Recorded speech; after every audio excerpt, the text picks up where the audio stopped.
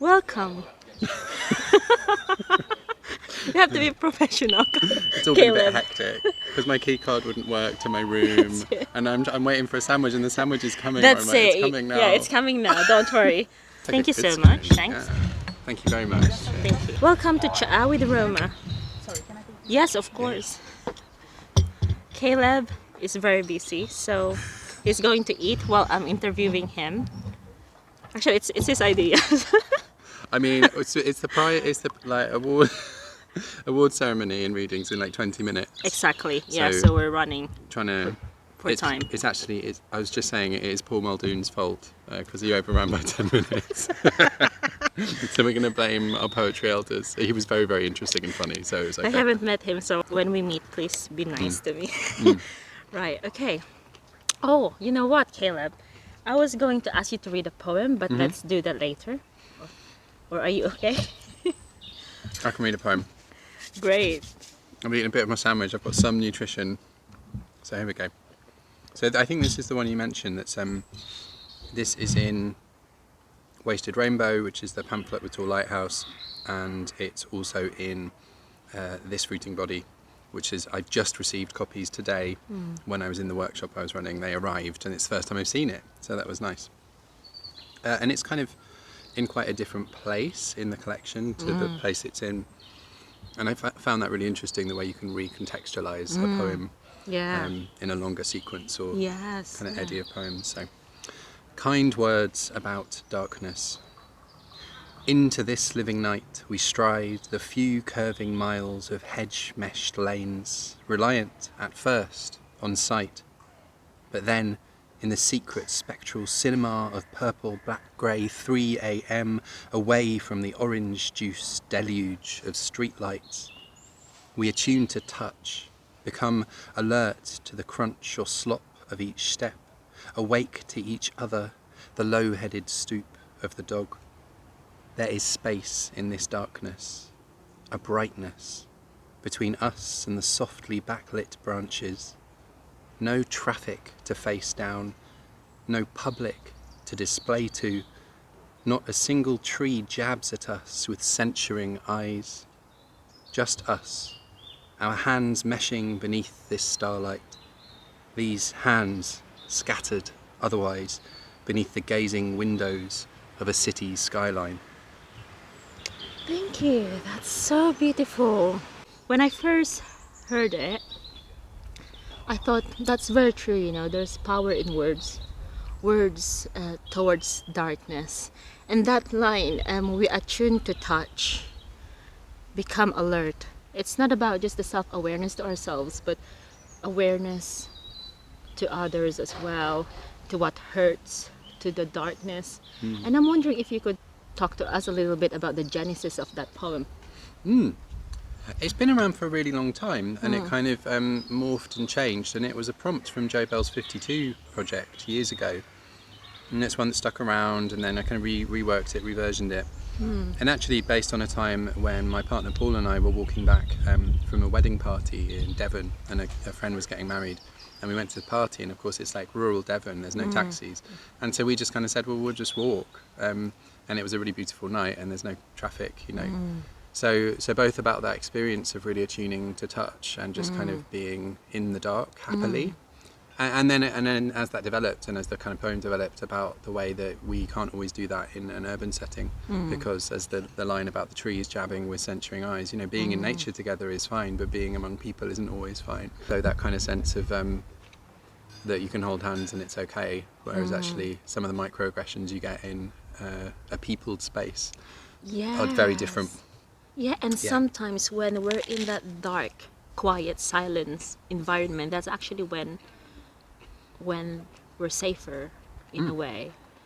You have finished your master's in science in writing for therapeutic purposes, and as a CBT practitioner, I provide high-intensity cognitive behavioral therapy for children and young people.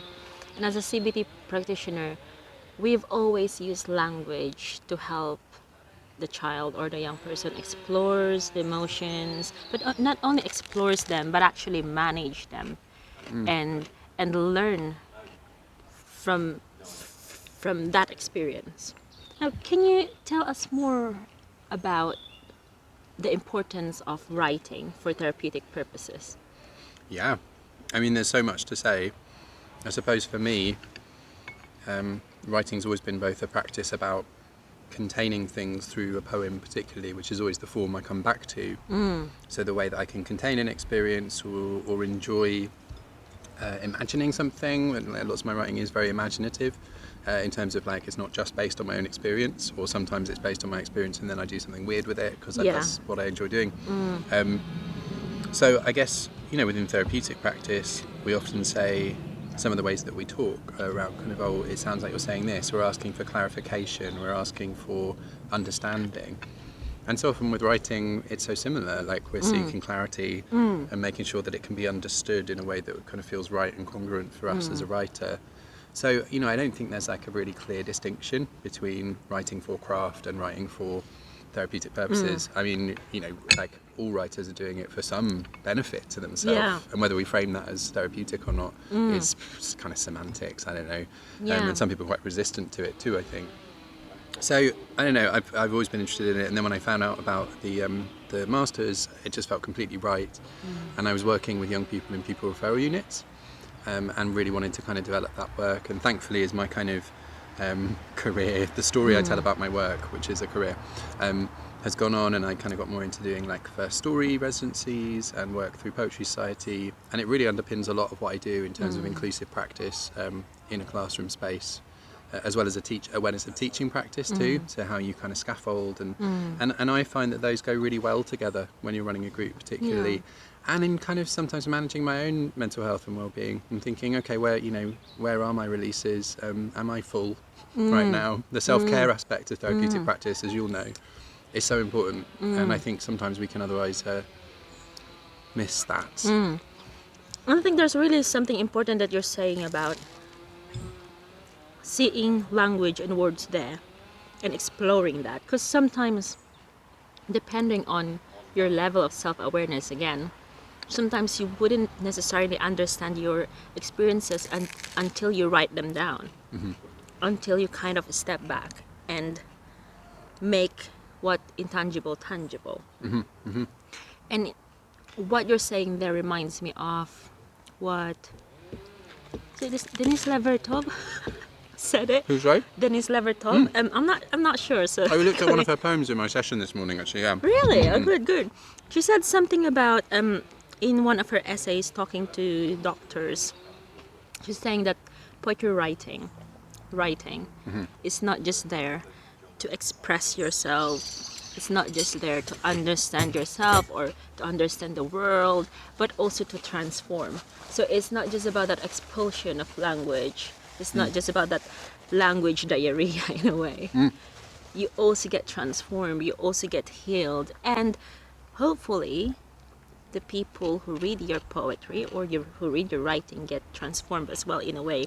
If you were going to convince someone to write for therapeutic purposes, how would you convince them? How would you do it? Because especially nowadays, there's a lot of, after COVID and the pandemic, there's a lot of difficulties that's been happening for everyone really. But how would you be that kind of ambassador for language? I think there's loads of ways. So, you know, what's interesting is sometimes when you enter a group setting or when you're with someone to start writing, and I think my school's work so often falls between the writing for craft and the therapeutic work.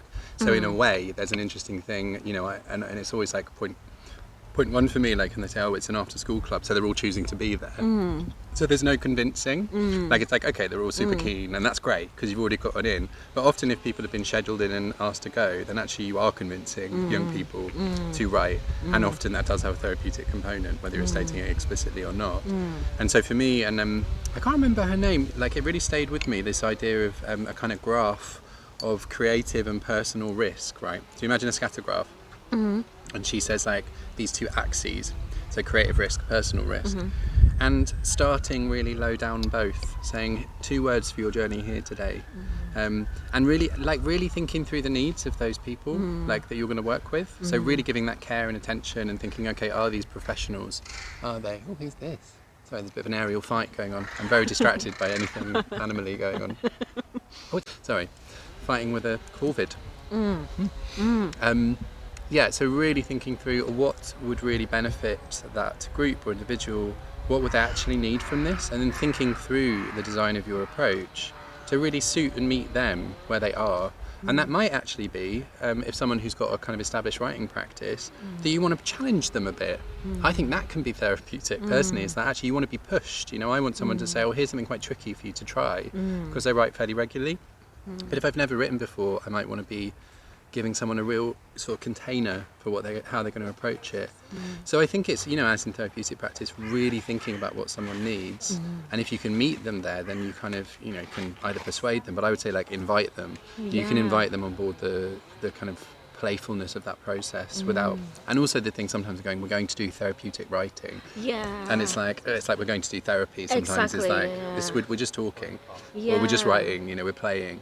So. But I really hear you about the importance of what it is that the writer or that person wants, because at the end of the day, we don't want to impose, especially to the younger generation, we don't want to impose writing, poetry. It's such a shame, because you know, we hear this news nowadays, GCSE students allowed to pick up poetry if they want to in their exams or not.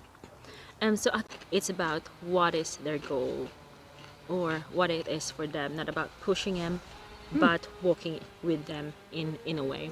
But what if it's someone who's like never written before, but actually wants to write, and they know that it would be it would help them? Because I get young people. Sometimes, I mean, in therapy, we use different kinds of writing questionnaires, writing on the logs, on your thought diaries, on journals. So sometimes you'll get like young people saying, oh, actually I like writing, you know, I feel like my emotions are there when I write. How would you convince them to encourage it? Because obviously this would be good when they maintain that kind of progress of writing. I mean, whether that's craft or for therapeutic purposes. Again, I think finding that way in that's going to work for that person. So tapping into what they already love, like, you know, and so often it's this, I think people have an idea, you have to like write about like poemy things, like Paul Muldoon was just saying this, you know, it's like maybe we should be writing poems about, and he had a picture of his recycling bins and was writing about lockdown through this Corona, a crown of sonnets. Oh, and, wow, yeah. And he was kind of, you know, like, and he spent a lot of time with these recycling bins. But of course, we can write about that stuff. So tapping into what young people are already interested in is the key thing, and saying that is, you can write poems about that. Exactly. Go for it. And I think sometimes it's quite difficult, isn't it? Because I was just talking to it about it to one of my friends. Sometimes when you're young people who came from, like, for example, when I started writing, you know, it's very obvious. I came from the Philippines, from the migrant background. Even though I really want to write about migration, really want to write about nursing, you are also quite afraid to be put in a certain box. There's a really misconception about what should you be writing about. Should you be writing about identity politics? Should you be writing about environment? Should you be using the craft, the Western craft? Should you be using your own craft?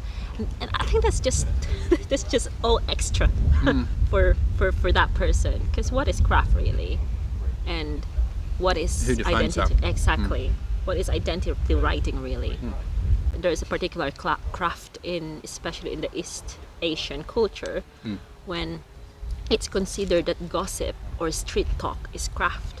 So they write in that kind of perspective. Love that.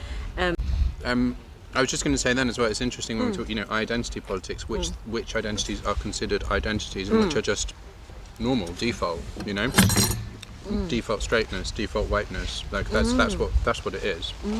People say, oh, that's identity politics. Well, so is yours. Exactly. Like, you're writing about an identity. It's just that it's the one that no one notices because it's like the global dominant norm of a kind of straight white Western affluent man. Exactly. That's an identity. Yeah. Like masculinities is a gender. Oh, well, you're writing about gender. It's like, well, if you're a man and you're talking about aspect, you know, I like Lewis Buxton's Boy in Various Poses. I thought did that really beautifully. He performs beautifully. I met him in Coventry, BBC Festival. Hi, Lewis, if you're listening. Hello, Lewis. Right. That poem is political. You can look at it in various different ways. It's a nature poem, but yeah. Right. Maybe I should let you finish your I sandwich. finish my bit of my baguette, Yeah, and then I can talk to you about this fruiting body. Yes, and read us a poem, please. Yeah, I will. I'm just on camera eating with my mouth full. I'm sorry. This is just so busy. The Winchester Poetry Festival. Winchester Poetry Festival is a very nice festival, very lively, very busy. That's good. Yeah, very exciting to actually see the book, which I didn't bring because there's one on the book stand, and I didn't want to take that away so that people could then pre-order it because the other one sold, which is really nice. So people are actually buying it. I'm having a boat party book launch next Sunday Where are you having it? on Bristol Harbour and out onto the river on a boat. I was just gonna say, sorry, I completely forgot. Caleb is the Bristol City Poet Laureate. Bristol City Poet, yes. That's my other hat. That's it. And as a poet laureate in Bristol, how do you foster language and poetry to young people? Well, we're just doing a little project with primary kids, and I was in a primary school, which was slightly, the time we were in, but year five's absolutely brilliant, great fun to work with. I was quite COVID aware initially, and then you forget. I think you're just like, oh, it's great. I know, right? Like kids don't care. They're hugging you. Well, thankfully Putting their there shoulders on you. was ventilation. We were all good, but they were it was so nice to work with that age group again because they're really fun and they're really kind of imaginative. So it's a project about oral histories of cinema, particularly cinemas that have closed. And we did some interviews with people. I got interviewed. And we're looking out for kind of verbatim poetry, so interesting moments that might inspire our poems. And I just love having those kind of playful conversations and, with that age group and with young people too. You can get, I think when they get into their teens, you can kind of invite young people back to playing. And when they're kind of year 5, they're kind of still in a play mode, which is brilliant. And you can kind of start to foster some of those creative thinking skills and kind of speculative thinking and giving them some sort of forms to play with. So kind of, again, meeting people where they are. Yeah, young people are great. Again, there's someone who said this, and I completely forgot who is it. It's about when someone asks someone, when do you start being a poet? That person, again, I forgot who is it, apparently said that it's not actually the question of when do we start being poets, but when do we stop being poets? Because as kids, as children, we're already poets. And then you get to secondary, because of the exam machine, so many young people are worried about getting it wrong, and you have to free them up from that. Exactly. Be like, it's an experiment, it's play, and then we craft it afterwards. You edit it and then you play with what you've made after. But that kind of fear of getting it wrong because it's all in an exam mentality. And again, this is like the craft according to the examiners, right? Like, for example, when you're asked to interpret a poem, the poem is very subjective, but then the examiners will want answers that are expected. But sometimes it's not about you giving the wrong answers. Sometimes it's you giving the expected answers, and those two are very different things. And I sort of think if you do study literature or you're good at critiquing or analysing a poem in that way, it's good life skills because you can quite quickly come up with an argument, find some stuff to back it up, say why you think this, and all that. And those are really good things to have in life, Yeah. So I do think, I think we shouldn't always have to articulate what are the kind of employability skills, etc. But there are loads of adjunct skills to writing and reading poems that are brilliant. And, not to mention the emotional aspects of all of that and emotional awareness and ability to understand different perspectives. So I was just wonder why it's such a hard sell, seemingly. So many people are like, but then by the same token, the second there's, a birth, a wedding, a funeral, everyone reaches for the poems, right? And Exactly. Where do you think they come from? Exactly. Everyone reads poetry. Those who don't believe it, ask why. Ask why you don't They're believe always it. reaching for the poems. Yeah. I'm wondering, should I read Yes, this other poem please. before I eat any more crisps, Yeah. and then maybe I can eat the crisps off because they're really noisy. And then they're we like can the worst. we The can worst for cut. being on camera. Read us a poem, please. Calen Parkin. So this other piece is it's another poem of walking, and I read an essay by John Burnside on walking through the landscape, and as this kind of profound ecological act. The caveat is not everyone can walk through a landscape, and so I think there's a kind of aspect of moving through landscape. I was going to say, I love his black cat bone. Okay. Maybe I know that. John Burnside, right? He's the Yeah. author of Black Cat Bone. I think it Quite is. possibly, I don't know. I'm like, is that John Burnside too? And for I was like, There's so much for a moment, poetry. I yeah, can't for a keep moment, up with all he's the a poet, poetry. right? I'm sure he's a Yeah, poet. he is. Yeah, totally. Yeah. Yeah, but that probably is. Hi, his. John Burnside. Hello, John Burnside. please don't get angry if we kind of don't know I you. love this. We just occasionally go, hi, Paul Muldoon. Hello. Okay. Yeah. So walking through the landscape. Excuse me a second. With egg mayonnaise baguette. Okay. So this is a much more kind of experimental piece about walking in landscape, and I guess I'm really drawn to estuaries. I love estuarine landscapes, and we Yeah. recently visited somewhere I had quite an old connection with an estuary, and I do love them. They're also often very industrialised spaces, and for shipping, and there's often power stations. And I was at Sharpness, near Bristol. And then this poem emerged, and I went through quite an experimental process to get it to this kind of peculiar form. Doctored Ness. Estuary, untouchable estuary. Every such body sneezes out bridges, Lego brick cooling towers, jagged through walkers' luminous socks, blue and resistant on the swollen path. Water's brackish meaning, mouths over silent ridges. This bent and mottled sky, burnt matchstick trees flicked from orbit, set down in perfect lines. Walkers' faces ogle in their hundreds, they crackle on the bank, a Nordic pole millipede. Out of touch estuary wants its flesh formally interviewed, invites diggers, untouched bed where worm faces churn dreams of chimney implementation. Walkers on the bank, an endless perforation.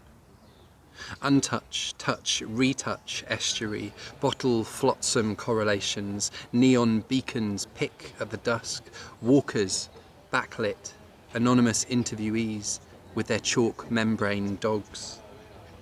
Guttural estuary, insatiable glottal stop estuary, unlit warehouse of stacked tidal printouts, walkers on hands, knees, elbows, army crawl on bellies, initiate the protocol, administer the remains. Lovely, very stark. You're right there. The mottled sky and the Lego brick buildings. And the Nordic walkers. Yeah. Again, we have to go now. Yeah, to eat sandwiches, and we're going to be a bit late for the reading, but we'll That's get there. it, yeah. But see you again here at Tsaá with Roma. Thanks, Thank Roma. you.